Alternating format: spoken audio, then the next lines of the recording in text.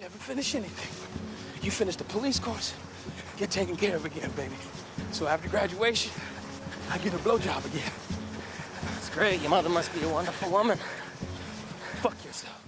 While Costigan's reply is a little harsh and somewhat funny, it clearly lets us know that he's not about to indulge in typically puerile sexual banter. This scene shows Costigan as disinterested in the secretary. We literally have a shot of Costigan staring down at his own shoes. He's clearly not taken by the secretary, and he never even addresses her throughout the scene. This is just as well, since the absence of interest is mutual. Unlike Sullivan, Costigan gets no smile, no greeting, and no cleavage. The secretary simply says, "You can go in now," and then immediately buries her face into her papers. There is no discernible attraction between them. The shot of Costigan in the holding cell is quick and in movement. However, if one focuses upon the gaze of the tall African-American man to our right, we can see that his eyes are checking out Costigan from his rear to his head and then back down to his rear.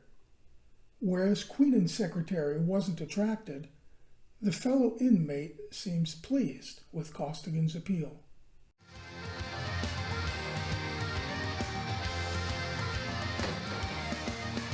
I'm a sailor, hey, and I lost my leg. Climbing up the top sails, I lost my leg. Cranberry juice?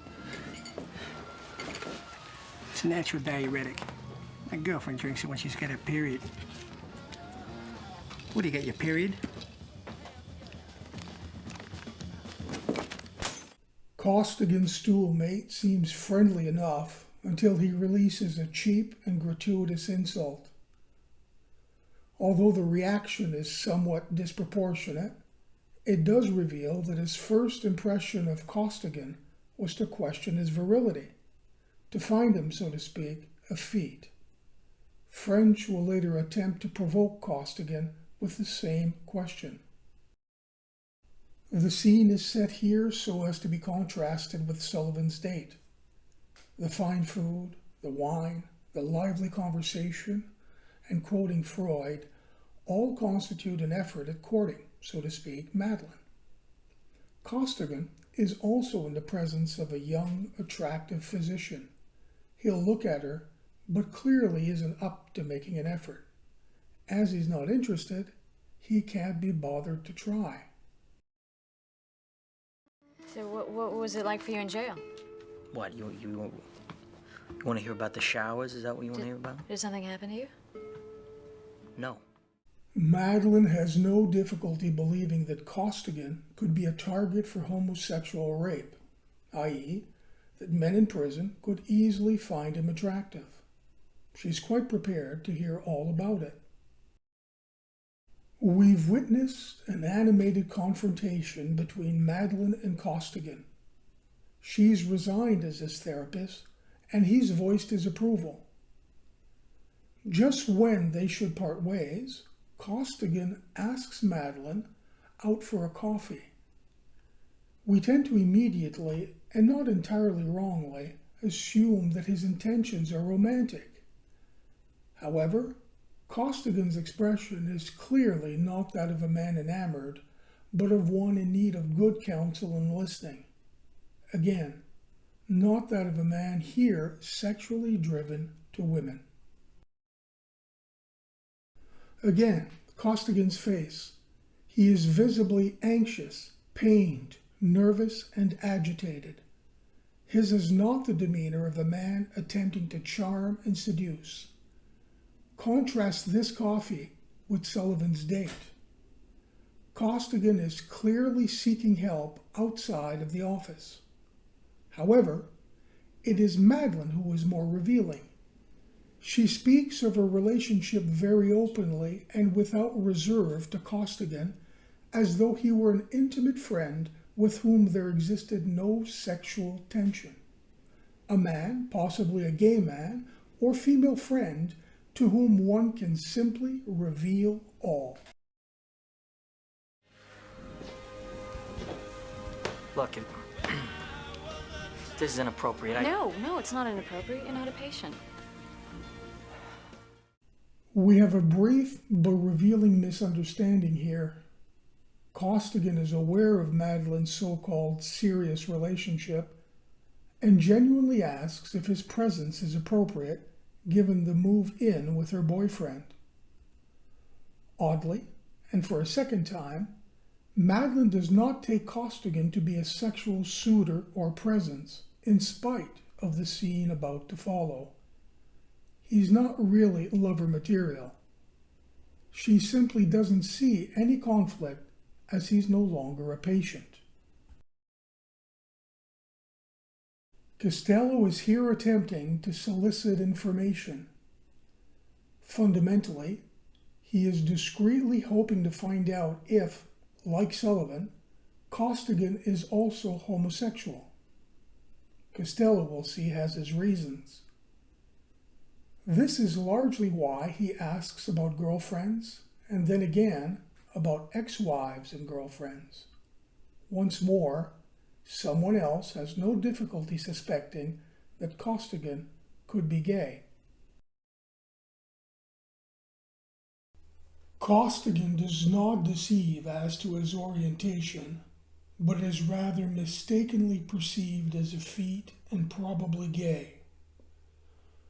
Costigan's virility and heterosexuality are relatively limpid in that he does not attempt to mask them. There is no effort to deceive in spite of others mistakenly interpreting his orientation.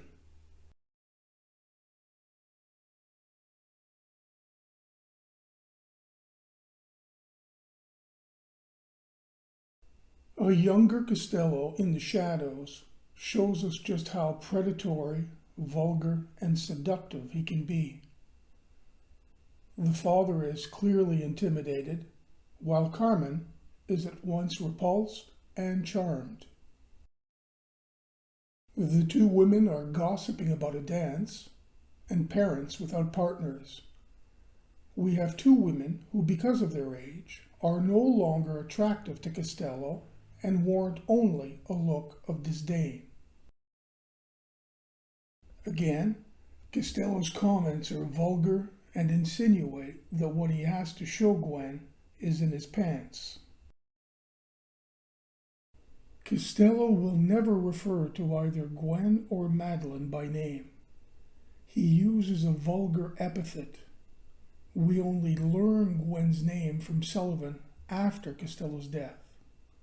Remaining nameless, she will elsewhere announce her arrival with the words, "Here it is."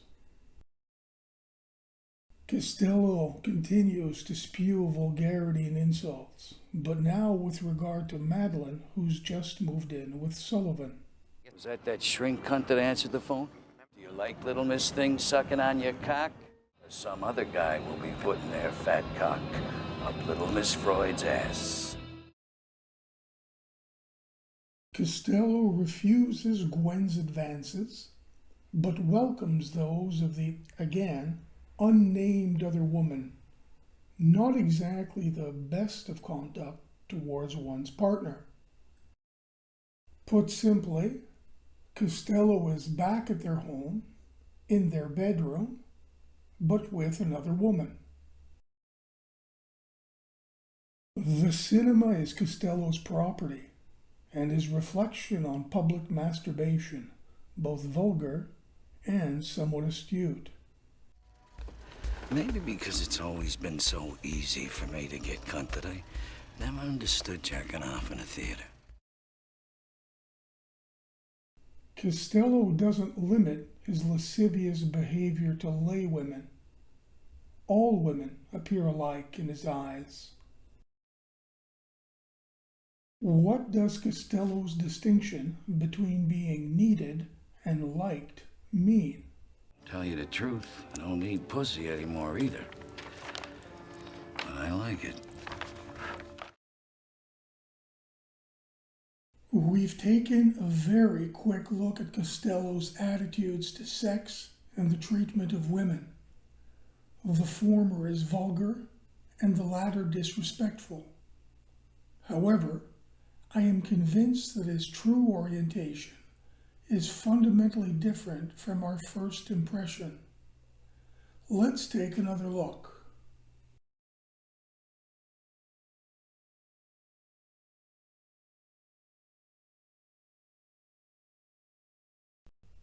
While Sullivan appeared to be a virile ladies' man, he was actually a gay man desperately trying to hide his orientation. On the other hand, while Costigan was perceived as less than virile, and probably gay by most around him, he is actually quite virile and heterosexual. Costello's true orientation or purpose is also quite different from our first impression. Whereas he does behave with vulgarity and disrespect towards women, his interests are actually other. I'm not saying he'll turn out to be gay or a real gentleman, only that his reasons go well beyond simple vulgarity and poor manners. We'll also have to widen our understanding of what constitutes sexuality as something beyond orientation, pleasure, and affection. The book title changes our perspective on Costello. He hasn't become respectful and virtuous towards women, but has rather revealed his true end, the purpose of which guides his behavior. We can now view the same scenes in another light. Nearly all of his sexual conduct includes becoming a father as its purpose.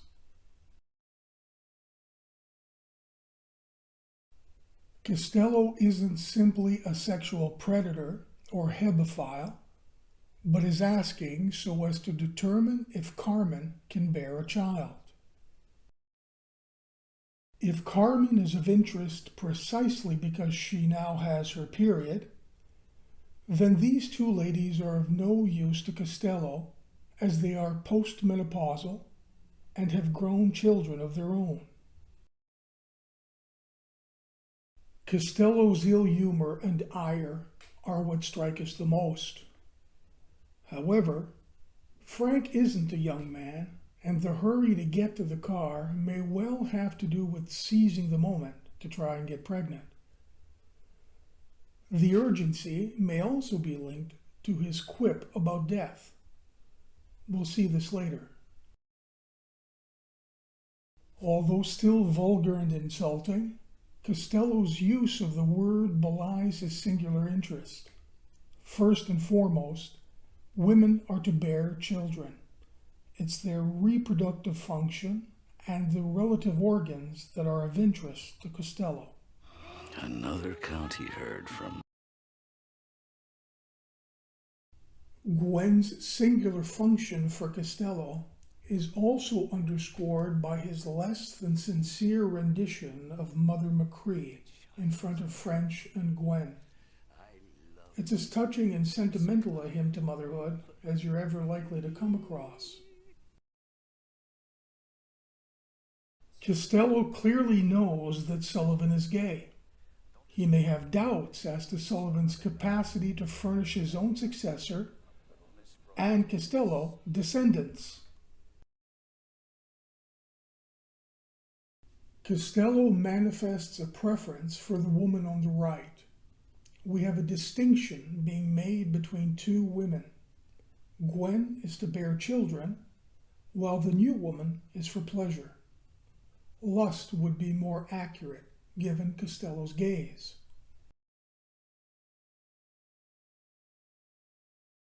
Generally, Costello has a singular vision of women. Sisters are first and foremost women, and women are sexual creatures. We can witness something similar at the parish feast when Costello joins a fecund procession of winged girls followed by a sister and finally a sultry Gwen. A singular vision of women who've but two uses, in spite of his respectful bow. We don't have too much trouble imagining that Costello likes sex. However, his distinction between needing and liking is a little ambiguous. I'm convinced that by needing sex, he is not referring to some uncontrollable compulsion. Rather, he needed sex so as to provide a child, in truth, a successor or an heir. This is no longer the case. It's in the past tense. But he still likes the sex in of itself, even without seeking procreation.